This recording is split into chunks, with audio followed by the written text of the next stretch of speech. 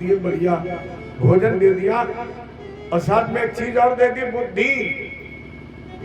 प्रयोग करो और नहीं तो तुम देखते रहो, तब तक दूसरा खा जाएगा। परमात्मा ने दो चीजें और दी हैं आपको जो भगवान ने अपने पास में नहीं रखी। परमात्मा के पास वो दो चीजें नहीं है जो हमारे आपके पास है। और तो सबसे पहले बुद्धि, विवेक, और दूसरी वस्तु दी है हंसना। अगर बताइए मनुष्य के अलावा कोई हंस सकता है? अगर मंदिर में मूर्ति भी मुस्कुरा दे तो लोग कहते विनाश होने वाला है।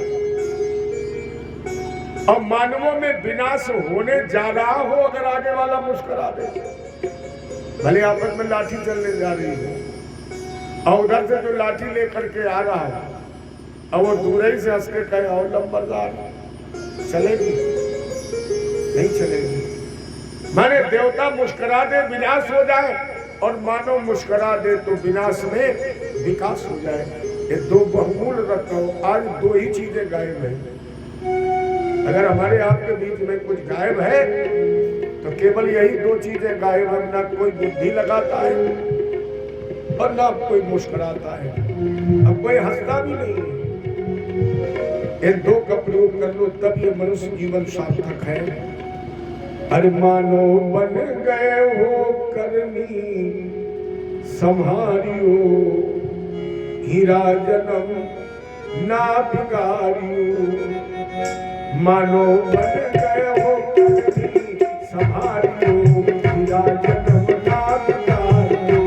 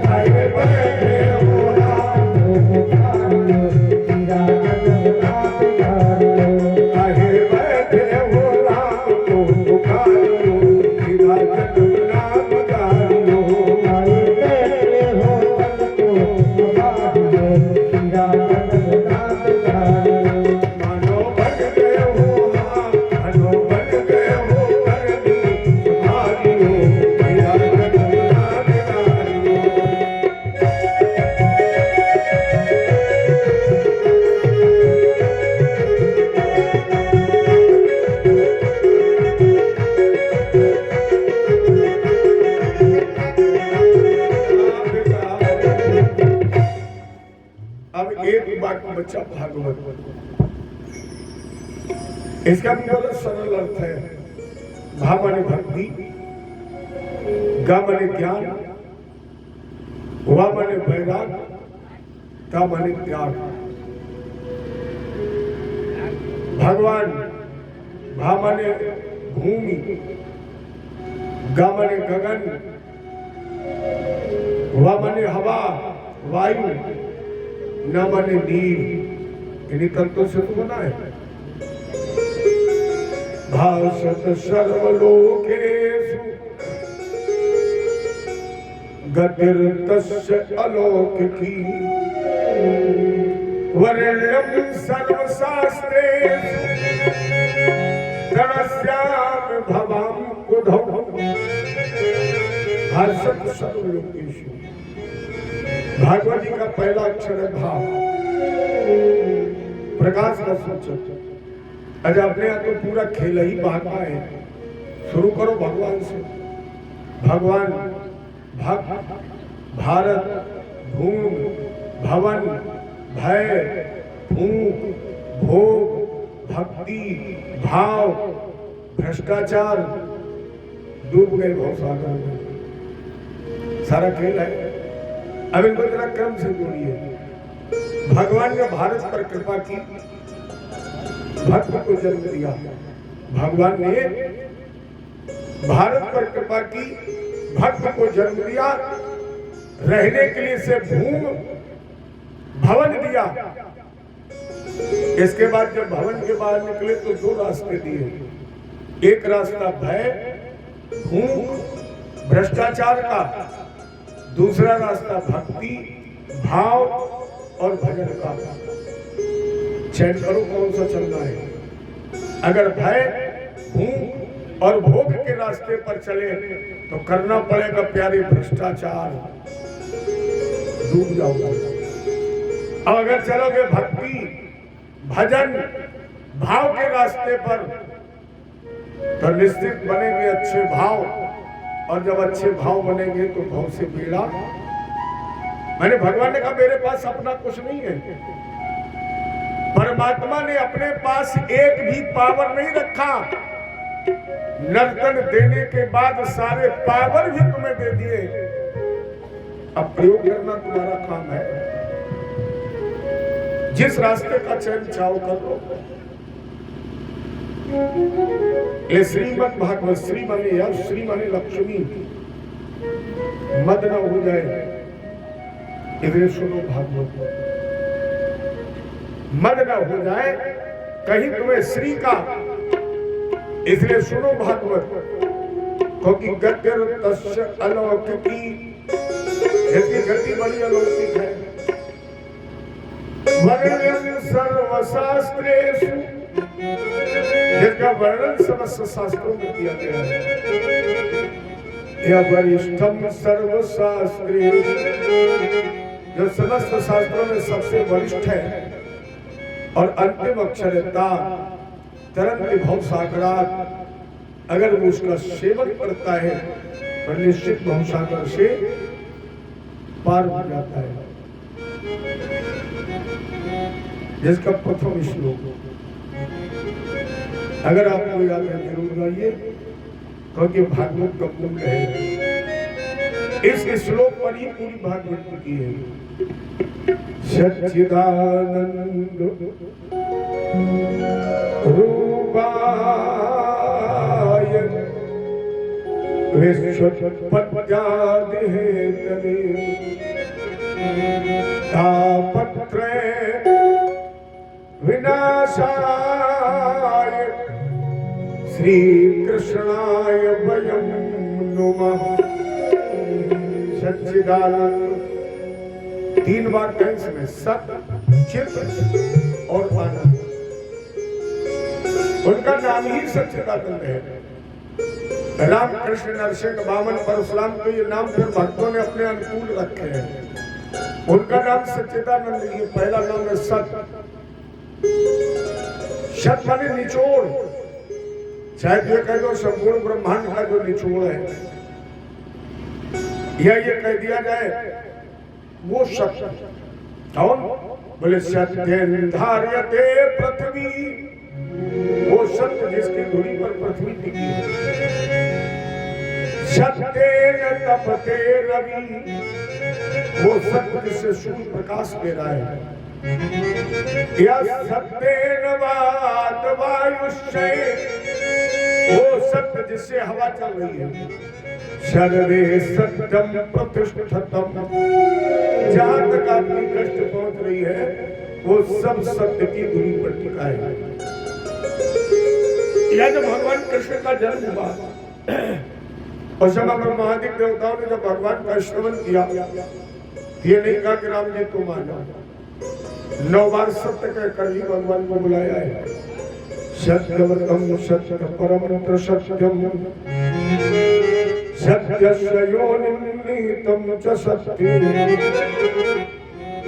भागवत जी का इसीलिए विशेष महत्व है क्योंकि भागवत में भी राम कृष्ण या किसी की पूजा मिली है। वेद व्यास जी ने लिखा सत्यम परम धीमहि। हम सत्य को प्रणाम करते हैं अर्थात प्रथम जो ईश्वर है वो सत्य ही है। सांच बराबर कप नहीं, झूठ बराबर पाप,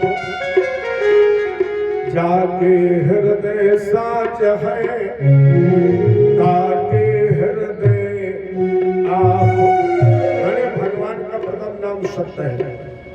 ऐसा लिखा है बाबा ने। और धर्म न दूसरे सत्य समाना,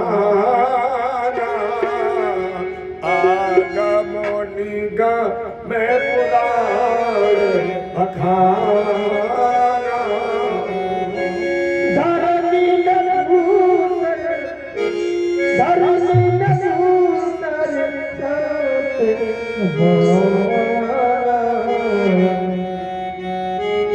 आगम निगमो पुराण बखाना।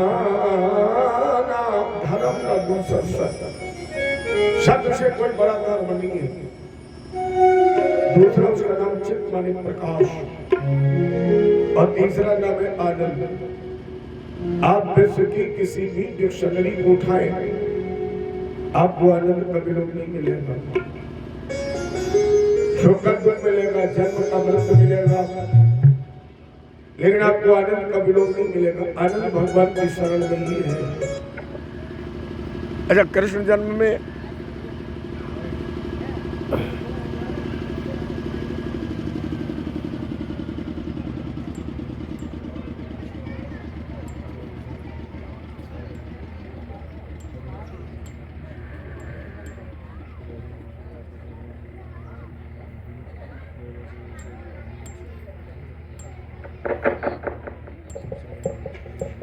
कृष्ण जन्म में हमने आपको ये सुनाया भी जाता है, नंद की आनंद भयो। आज तक किसी ने कहा नंद के कृष्ण का है। सभी गाते नंद की आनंद भयो, तब जय कन्हैया लाल की। आज उसके नाम में 3 बात में है तो उसके 3 काम भी है। विश्व उत्पत्ति, विश्व की उत्पत्ति, पालन और संहार। 3 स्वरूप भी है, ब्रह्मा विष्णु और महेश। 3 प्रकार की माया भी है, माया, योग माया और महामाया। 3 प्रकार के ताप भी दूर करता है, और वो ताप है दैहिक, दैविक और भौतिक। तापत्रय विनाशाय तब श्री कृष्ण आए। श्री कृष्ण के श्री चरणों में हम सभी प्रणाम करते हैं। एक के बाद श्री सुखदेव जी महाराज के चरण बंदन आए। हेम प्रवजन तो मन भेद मपेत कृत्यम वैवाहिनो विनय कातर आदो हवो पुत्रे तन्मे तया धर्मो विनय दुष्टम सर्वभूत हृदय मन मन तोष्मी परमहंस भूत संस्कार शून्य अजानवा हो। श्री सुखदेव जी महाराज के चरणों में वंदन। इसके बाद सूत शौनक संवाद नैमिष में कुछ प्रश्न है। अज्ञान भांग विध्वंस कूट सूर समर्पण सूताख्यायी कथा सारंभम कर्ण रसायनम। सूत जी ने कहा हम तुम्हारे प्रश्न का उत्तर दें, आप सुने, लेकिन एक शर्त है। क्या? बोले तदहम पेयम धास्यामी सावधानतया सुनो। सारी बीमारियों की दवा है, दैहिक, दैविक, मानसिक, चाहे हो भौतिक व्यथा, सब रोगन की औषधि एक है श्रीमद् भागवती कथा।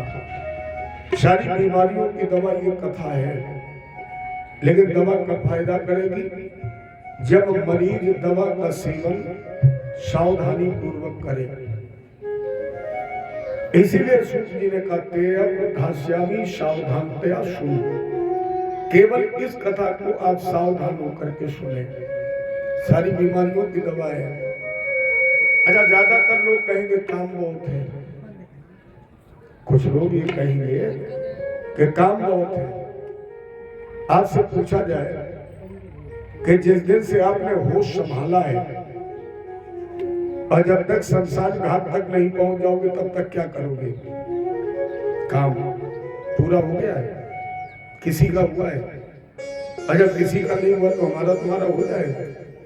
इसे तो अधूरा ही रहना है, और जब अधूरा रहना है तो इसे पूरा करने के चक्कर में मत पड़ो। ये कभी पूरा नहीं होगा, जिंदगी पूरी हो जाएगी। काम पूरा नहीं होगा, जिंदगी पूरी हो जाएगी। जब जहां जैसे मिल जाए वही काम छोड़ दो और सावधान होकर, और अगर तुम वहां छोड़ दोगे तो काम पूरा हो जाएगा। अगर भगवान के नाम पर तुम काम छोड़ दोगे तो काम पूरा भी हो जाएगा। प्रमाण दे दूं, बाबा ने लिखा जहां राम तहाँ काम नहीं और जहां राम नहीं। जब तक राम से दूर रहोगे काम करते करते मर जाओगे, और राम से जुड़ जाओगे उस दिन तुम्हारे सारे काम। मेरे पास तो कोई नहीं है, कोई काम नहीं। सही बताए, 24 घंटे हम रुके घर में। परसों मैं गया कथा कह के, पूछो हमारे पैड वाले कितने काम थे। मैं परसों शाम को घर पहुंचा, कल पूरे दिन घर रहा, इतने काम थे। यहाँ तो 10 बार भोजन मिल सकता, मगर मुश्किल पड़ गई एक बार मिलना, है ना।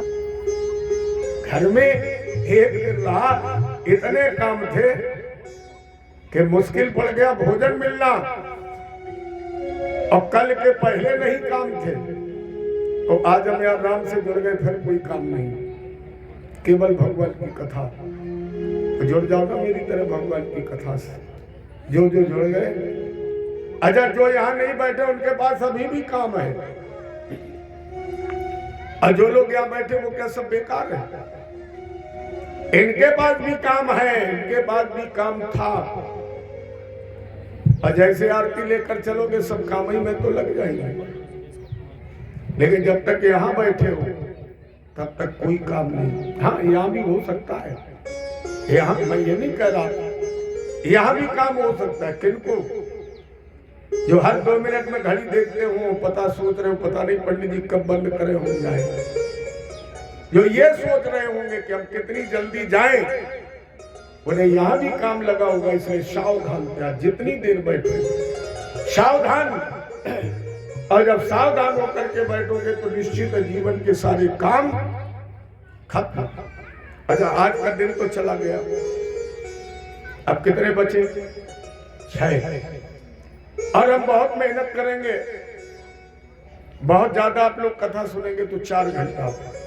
अब तो 3 घंटे का फैशन चल गया है। अब तो टीवी में शो आता 3 से 6, एक फैशन चल गया है। 1 घंटा अगर हम आपको एक्स्ट्रा देंगे तो कितना हो गया? 4, और 4 में जरा 6 का गुणा करके बताओ कितना हुआ? कितना हुआ? 24। 24 ही घंटे तो होते हैं। क्या तुम्हारे पास भगवान के लिए 24 घंटे भी नहीं? अब वो भी तुम्हें 24 घंटे यहाँ नहीं रहना है, 6 दिन में 4-4 घंटे आपको देना है। और भगवान कहते हैं कि मुझे 24 घंटे देगा, हम उसको 24 घंटे देंगे। तुम 24 घंटे दो, और भगवान कहता हमसे 24 घंटे देंगे। और जब वो 24 घंटे देगा तो तब तक बाल बाका नहीं होगा, जब तक वो नहीं चाहेगा। क्योंकि तेरी सत्ता के बिना हे प्रभु मंगल मूल, अब पत्ता तक हिलता नहीं, खिले नए फूल। बगैर उसकी मर्जी के पत्ता नहीं हिलता है। बहुत सुंदर चर्चा की, भक्ति, ज्ञान और वैराग्य की। अब यहाँ 2 बिंदुओं पर केवल ध्यान देना, विषय बहुत लंबा नहीं करूंगा। भक्ति क्या है, ज्ञान क्या है, वैराग्य क्या है। दूसरा बिंदु है कि नारद जी ने जब 7 दिन तक कथा सुनी तो दक्ष के श्राप का असर नहीं हुआ।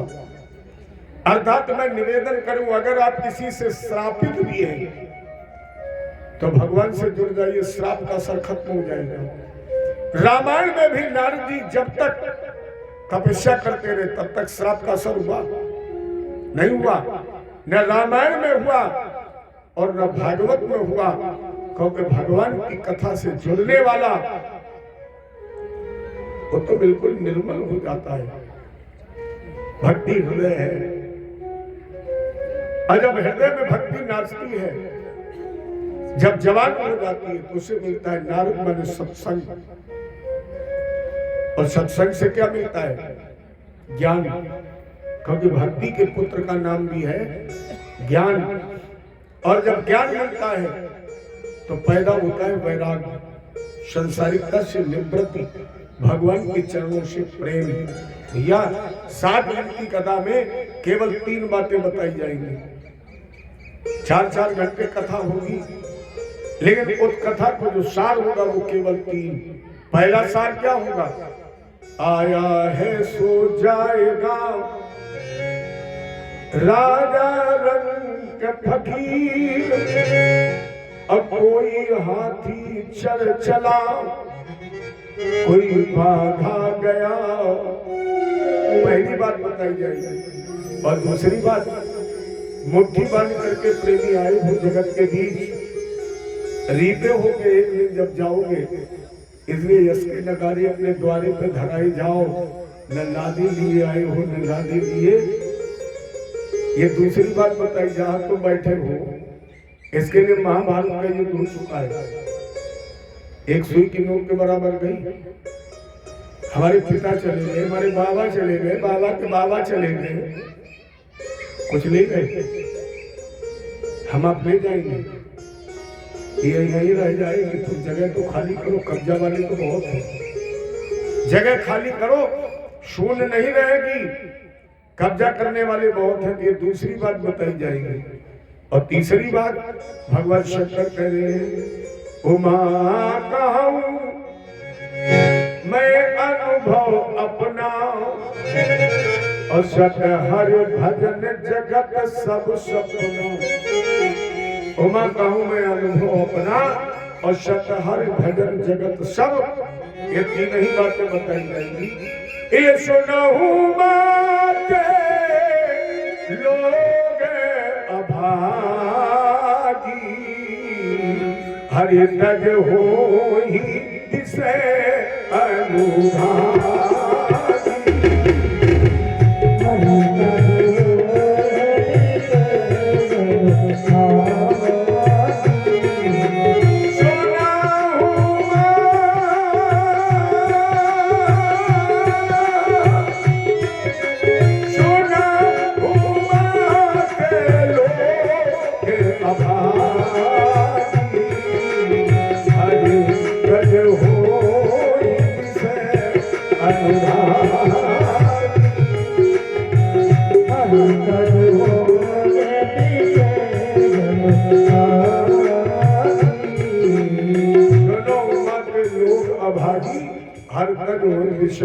अनुरागी। ये पैदा होगा वैराग, और वैराग से सांसारिकता की निवृत्ति। और जब सांसारिकता से निवृत्त हो जाएगी, भगवान के चरणों से प्रेम हो जाएगा। तो नारद जी ने एक प्रश्न किया, एक प्रश्न उठा कि आखिर इस कथा को सुनने का अधिकारी कौन है। सबसे सरल बात यह है कि भागवत जी की कथा केवल मानव नहीं, अगर प्रेम भी सुनता है तो कल्याण है। भागवत धर्म मानव धर्म है। भागवत धर्म में किसी हिंदू, मुस्लिम, ईसाई की चर्चा नहीं है, किसी व्यक्ति धर्म और व्यक्ति की चर्चा नहीं करती है। भागवत करती है मानव धर्म की चर्चा, मैंने मानवता का विकास। देखो, मानव के रूप में जन्म लेना बड़ी बात नहीं है। मानव के रूप में जन्म लेने के बाद शरीर में मानवता पैदा करना बड़ी बात है। अगर ऐसा ना होता तो लोग ये क्यों कहते तुम आदमी वो आदमी की तरह रहो। इसके मतलब आदमी के रूप में जन्म लेना। अच्छा, लोग कहते हैं तुम लड़की हो, लड़की की तरह रहो, या बहू हो, बहू की तरह रहो। अर्थात लड़की के रूप में जन्म लेना अलग बात है, और लड़की की तरह समाज में रहना अलग बात है। बहू बनकर आना अलग बात है, और परिवार में बहू की तरह निभकर रहना अलग बात है। ये मानवता सिखाती और ये कहती तुम आदमी हो। अरे पूरे विश्व में बताइए, केवल मानव ही तो पैदा होता है। आज तक कोई मुसलमान पैदा हुआ बताओ? कोई पंजाबी पैदा होता है? केवल मानव पैदा होता है। मानव के बाद कोई मुसलमान बनता है, कोई हिंदू बनता है, कोई ईसाई बनता है, कोई सिख बनता है। भगवान के यहाँ से केवल मानव पैदा होता है। कोई विशेष चिन्ह नहीं, कोई विशेष धर्म नहीं, केवल मानव। जन्म और मृत्यु की विधा परमात्मा की बनाई हुई है। जन्म और मृत्यु की विधा परमात्मा ने बनाई है। इसके बाद तुम गाड़े जाओगे, दफन किए जाओगे, समाधि लगाई जाएगी, कि तुम जलाए जाओगे। ये परमात्मा की प्रथा भी नहीं, ये मानव की बनाई हुई है। भगवान ने तो एक ही चीज बनाई, जन्म और मृत्यु। फिर मानव ने अपने अनुकूल सारी व्यवस्थाएं बना ली। अच्छा, एक दवा है, कोई भी दवा हो, जो दवा मुसलमान को फायदा करती क्या हिंदू को नहीं करती? परमात्मा प्रदत्त सब बराबर है। बाकी जितना भी नव निर्माण है वो सब इसी मानव जगत का बनाया हुआ है। तो इस कथा को प्रेत भी सुन सकता है। एक बड़ी पुरानी चर्चा सुनाई आत्मदेव की। यह श्रवण मात्रेण पापहान प्रजायते। जैसे इतिहास को सुनने से पापियों के पाप नष्ट हो जाते। तंगभद्रा तटे पूर्व भूत बद्धन मुत्तमम एक वर्ण स्वधर्मेण शत सत्कर्म तत्परा आत्मदेव पुरे तस्मिन् सर्ववेद विशारदा। तुंगभद्रा नदी के किनारे एक नगर था जिसका नाम था उत्तम नगर। उसमें एक ब्राह्मण रहता था आत्मदेव। पत्नी का नाम था धुंधली। निसंतान रहे। संत के प्रसाद को प्राप्त करके धुंधली को दिया, धुंधली ने गाय को खिला दिया। अपने बहन को पुत्र मंगाया, विद्वानों ने उसका नाम रखा धुंधकारी। धुंधकारी के 3 महीने बाद गाय ने भी उस फल से एक बच्चे को जन्म दिया, जिसका नाम रखा गया गोकर्ण। धुंधकारी वेश्याओं के द्वारा जब मार दिया गया तो प्रेत योनि में गया। जल्दी जल्दी सुना रहा हूं, इसका विवेचन करना है। गोकर्ण ने गया में जाकर श्राद्ध किया, लौट कर आए, धुंधकारी का उद्धार नहीं हुआ। प्रेत योनि में भटक रहा था। सूर्य के निर्देशन पर गोकर्ण ने धुंधकारी जी को भागवत कथा सुनाई। 7 गांठ के बांस के अंदर बैठा था। एक एक गांठ फट गई, विमान आ गया। धुंधकारी के लिए जितने श्रोता थे सबके लिए नहीं आया। एक विमान आ गया। आप पूछ सकते हैं, धुंधकारी ने एक भागवत की कथा सुनी, विमान मिल गया। और हम तो रोज कथा सुनते हैं। पंडाल में नहीं सुनते तो टीवी में तो 24 घंटे आती है। टीवी में नहीं, लोग रास्ता चलते मोबाइल। अब तो भगवान की कथा की भी इतनी दुर्दशा है। 2 चीजें इस समय आधुनिक फैशन में आ गई है। पहला फैशन, जहां चलो ठाकुर जी को साथ मत ले जाइए, क्योंकि तुम्हें तो रास्ते में प्यास लगी, तुमने खरीद ली 20 रुपए लीटर की बोतल, पी ली। वहां रास्ते में कोई ठाकुर जी को पिलाता है, फिर 2 टांग के ले जाते हैं। तुम्हें भूख लगी, रेलवे स्टेशन में समोसा खरीद के खा लियो, ठाकुर जी को पागल समझ रहे। लोग हमने देखा एक डोलची में टांग लिया, चल पड़े। ऐसा मत करिए। इन्हें फैशन मत बनाइए, इनको एक निश्चित स्थान दीजिए, वहीं पर इनकी सेवा करिए। ठाकुर जी की सेवा बिल्कुल बच्चे की तरह होती है। और ये मत मानिए कि केवल घाट की बनी हुई है, ये लड्डू गोपाल प्रत्यक्ष जीवित है। और इनको तो 4 घंटे अटैची में बंद रखा, खुद पेप्सी छानते रहे, बेचारी ऐसी गर्मी में गला सूख गया। 8 बार भोजन लगता है और कोई जरूरी नहीं कि आप इनको रोज नहलाए। देखो शालिग्राम में लड्डू गोपाल में अंतर है। शालिग्राम भगवान अगर आपके पास है तो रोज आपको स्नान कराना है, लेकिन लड्डू गोपाल को रोज स्नान कराना जरूरी नहीं है। आप सुबह सो करके उठे, पहला काम करें इनको दूध पिलाएं। आप नहाए बाद में, सबसे पहले उठे, हाथ धोए और ठाकुर जी को दूध पिलाएं। आपने देखा लोग गिरिराज जी की परिक्रमा करते हैं, 21 किलोमीटर बेचारों को टांगे रहते, स्वयं नाश्ता करते रहे, तो ठाकुर जी बेचारी भूखे मरते रहते। कैसी श्रद्धा है।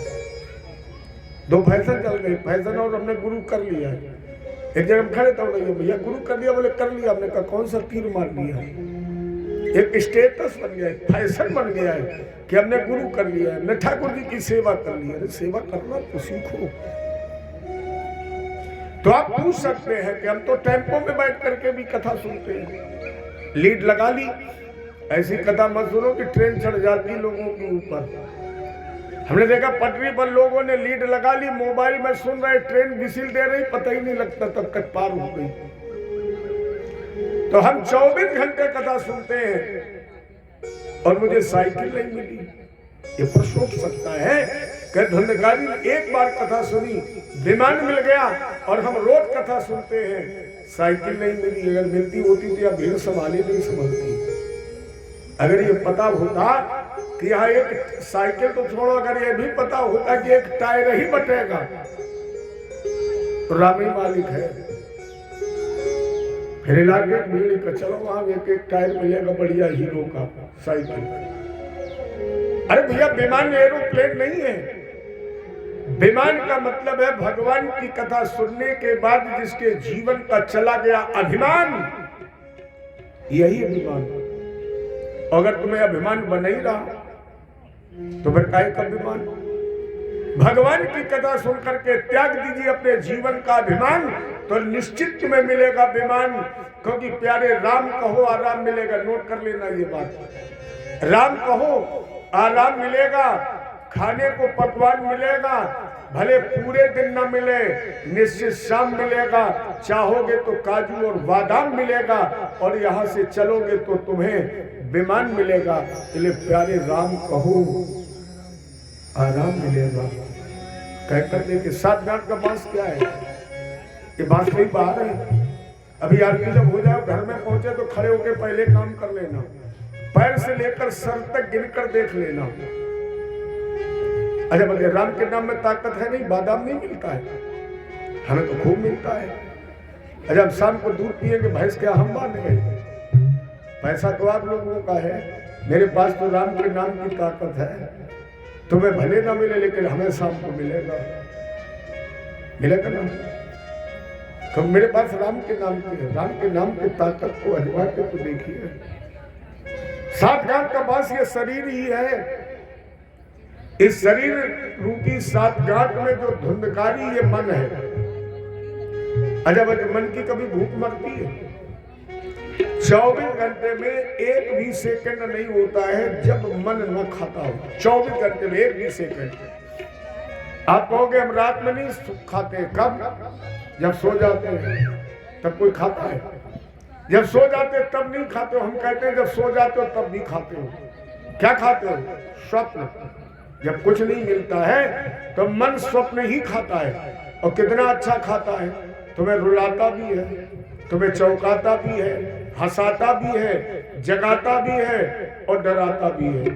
कभी कभी मन जब बढ़िया भोजन करता तो तुम्हें मैं डबल बेड के वो उठा लेता है। वो कहाँ ले जाता है?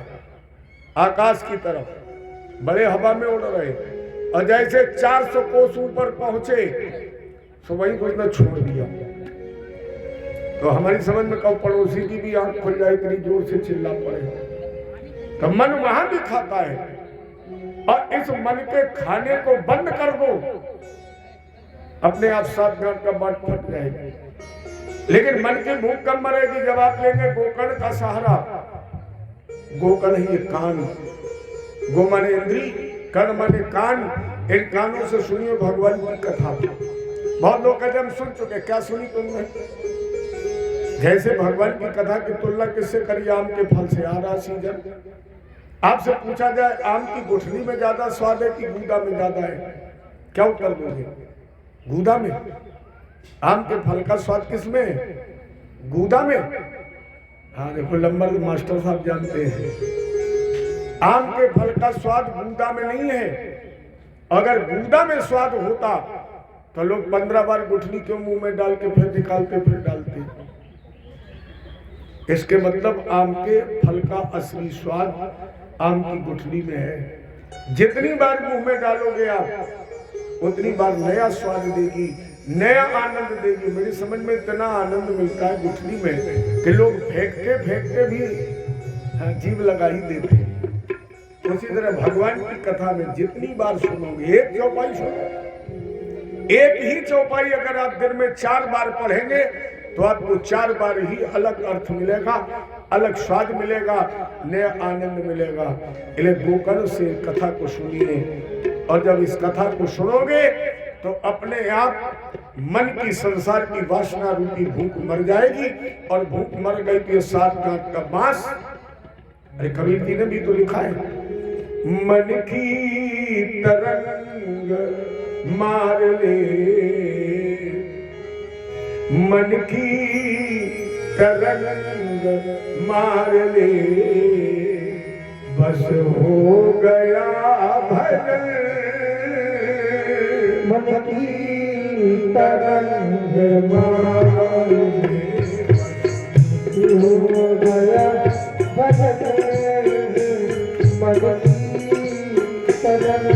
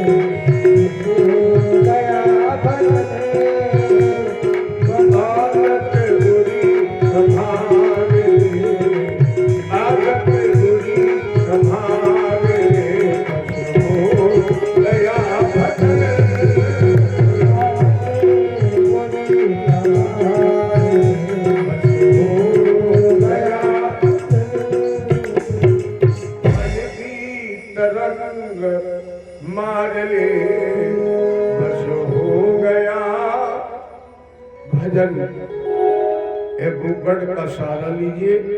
अच्छा, 7 गांठ का बांस अगर ये शरीर न माने, एक 7 गांठ का बांस और है। स्त्री आ सकती, पुत्र आ सकती, धन आ सकती, कुटुंब आ सकती, व्यवसाय ये जो आ सकती है, ये भी 7 गांठ का बांस है।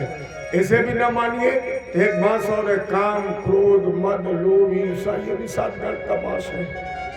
भगवान की कथा सुनिए, एक एक गांठ फट जाएगी। परीक्षित इस बात का गवाह है। जो कह रहा है शिखंडी श्लोक में वेद व्यास जी ने लिखा है, अरे असारे संसारे विषे विष शंगा कुल लिच्छनाथ क्षेमार्थ देवत शुक गाथा कुल सुधाम किमर्थ व्यर्थ भो ब्रजत कुबुधे कुत सुत कथे परीक्षित तत साक्षी ये छावल गत मुक्ति युक्ति कथनी। परीक्षित साक्षी, परीक्षित इस बात का गवाह है जो हाथ उठा करके कह रहा, मैंने श्रीमद् भागवत की कथा सुनी, जन्म मृत्यु के बंधन से छूट गया। अगर आप सुनेंगे ये निश्चित है आप भी जन्म मृत्यु के बंधन से छूट जाएंगे। इसलिए विवत भागवतम निगम कल्प तरुण कल्पम फलम, वेद रूपी कल्प वृक्ष की डाल पर बैठ करके सुखदेव जी ने जिस फल को जूठा कर दिया, उस फल का नाम निगम भागवतम। ये भागवत है जो रस का भरा हुआ घड़ा है, इन्हें क्षण क्षण पियो, लेकिन कैसे? सावधान होकर। और जब सावधान होकर के सुनोगे तो निश्चित ये सारी बीमारियों की दवा है और सारी बीमारियां समाप्त हो जाएंगी। इस भावना से इस कथा को आप सुनेंगे। आज की कथा का विश्राम इसी स्थल पर, कल की कथा 2 बजे से 6 बजे तक। समय ठीक है? करीब 1:30 बजे से मंच का संचालन प्रारंभ हो जाएगा। हमारे सहयोगी लोग 1:30 बजे आ जाएंगे। सबसे पहले हनुमान चालीसा 1 से 5। तो चलो, धूप में ज्यादा रहने की आदत है क्या? नहीं, मुझे कोई दिक्कत नहीं है, लेकिन आप लोगों को ही दिक्कत होगी। अरे मेरी समझ से 2 से 6 ठीक है, हैं? नहीं, अभी अब तो आज ज्यादा टाइम हो गया ना, 6:15 हो गया।